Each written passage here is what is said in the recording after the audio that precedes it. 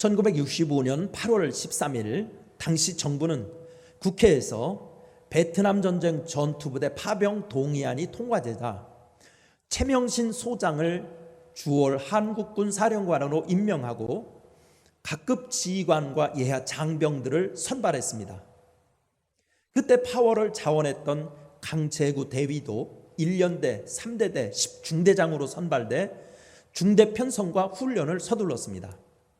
훈련이 거듭되면서 전후방 각지에서 모여든 각양각색의 병사들은 일사불란한 지휘체계를 갖추게 되었고 용맹스러운 맹호의 모습으로 변모했습니다. 그러던 10월 4일 훈련의 마지막 과정인 수류탄 투척이 시작됐습니다.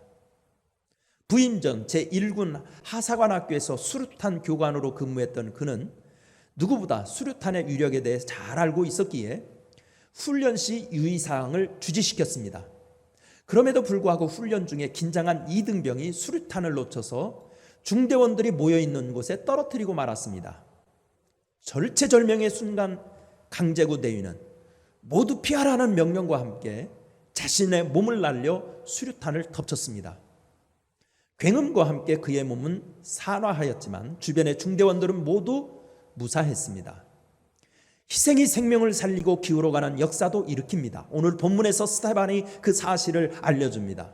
스데반은 초대교회가 가혹한 핍박으로 위기에 처했을 때 순전한 믿음으로 순교의 제물이 되어 복음을 온 누리에 퍼지게 하는 복음의 씨앗이 됩니다. 과연 생명의 열매를 맺게 하는 순교자 정신, 초대교회가 우리에게 물려준 이 순교자 정신은 무엇일까요? 첫째는 예수 사랑이에요. 순교자 정신의 핵심을 파고 들어가 보면 예수 사랑 없으면 그게 안 되는 겁니다. 예수 사랑. 55절 56절 읽어보겠습니다. 스데반이 성령이 충만하여 하늘을 우러러 주목하여 하나님의 영광과 및 예수께서 하나님 우편에 서신 것을 보고 말하되 보라 하늘이 열리고 인자가 하나님 우편에 서신 것을 보노라 한대. 아멘. 천하보다 귀하다는 생명을 바칠 수 있는 힘은 과연 어디에서 나오는 것일까요? 오늘 본문 55절에서 스데반의 시선을 보면 알 수 있습니다. 스데반은 동족의 질시를 받으며 분노의 돌팔매질을 당하면서도 자기를 치는 사람들을 향하지 않습니다. 오직 예수님만 바라보고 있습니다. 사도행전 7장은 스데반이 사내들인 공회 앞에서 복음을 변증하는 설교입니다. 그는 아브라함, 요셉, 모세, 우상숭배에 관련한 구약의 역사를 두루 언급하지만 설교의 핵심은 예수님이 구약이 예언한 메시아이고 역사의 주인이라고 증언합니다. 이렇게 그의 영혼은 오로지 예수님을 향한 사랑으로 가득 차 있었던 것입니다. 대중가수 양미란 씨라는 분이 계세요. 당신의 뜻이라면 1972년에 발표한 곡이에요. 당신의 뜻이라면이라는 노래가 있습니다. 그 가사에 보면 당신의 뜻이라면, 당신의 뜻이라면, 이런 노래죠. 가사가 그래요. 당신의 뜻이라면 하늘 끝까지, 당신의 길이라면 따르겠어요. 눈보라 발길 가슴 아파도 조용히 그대 위에 두 손 모으고 당신의 뜻이라면 웃는 얼굴로 당신의 길이라면 따르겠어요 라고 노래했습니다. 눈보라 해치고 따를 수 있는 힘은 사랑에서 오는 것입니다. 스데반의 삶은 예수님만을 바라보고 그분만을 사랑하였기에 주님께서 걸어가신 십자가의 길을 기꺼이 따를 수 있었던 것입니다. 오늘의 성도들이 따라야 할 길이 바로 여기에 있습니다. 식어가는 예수 사랑을 회복해야 진짜 능력이 나옵니다. 순교까지 할 수 있는 능력, 예수 사랑 회복해야 합니다. 말하는 저를 비롯해서 우리 모두가 정말로 간절히 늘 원하고 점검해야 될 것이 예수 사랑 늘 뜨겁게 해달라고 해야 됩니다. 두 번째, 어떻게 해서 그 순교자의 능력을 지닐 수 있었을까? 그것은 헌신과 희생이라는 겁니다. 59절 말씀 같이 읽어볼까요? 59절.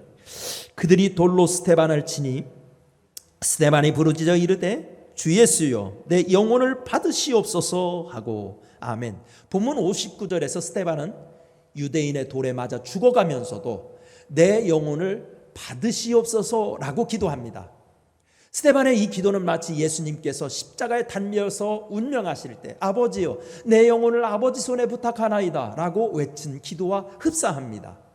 최후의 순간에 영혼을 부탁한 기도는 구원을 소망한 말이기도 하지만 자신의 모든 삶을 하나님께 제물로 바친다는 희생과 헌신의 표현이기도 합니다.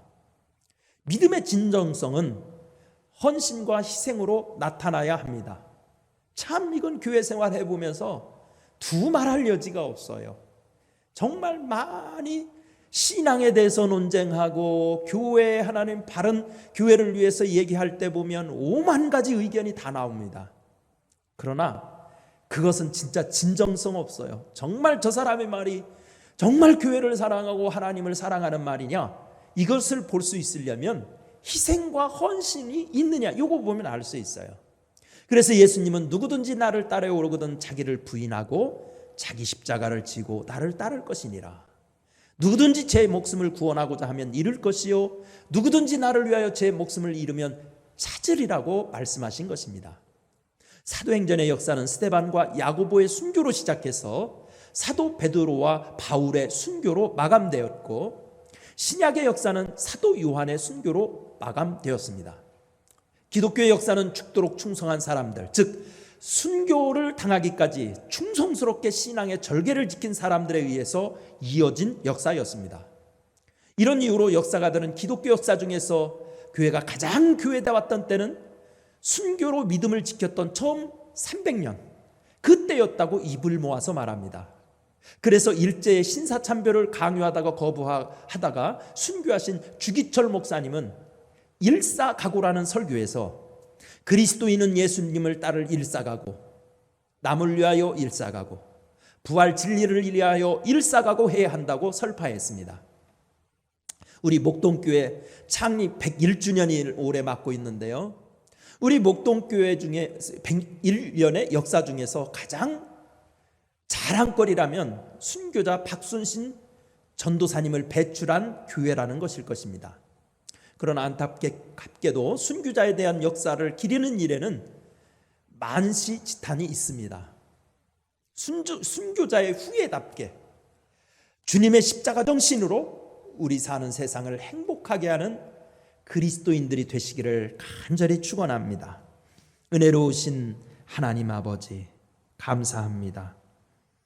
오늘 이 새벽에도 은혜 주시고 오늘 이 새벽에도 믿음 허락하여 주시어서 초대교회가 물려준 진정한 교회의 유산 순교자 정신을 우리도 배울 수 있게 하여 주옵소서.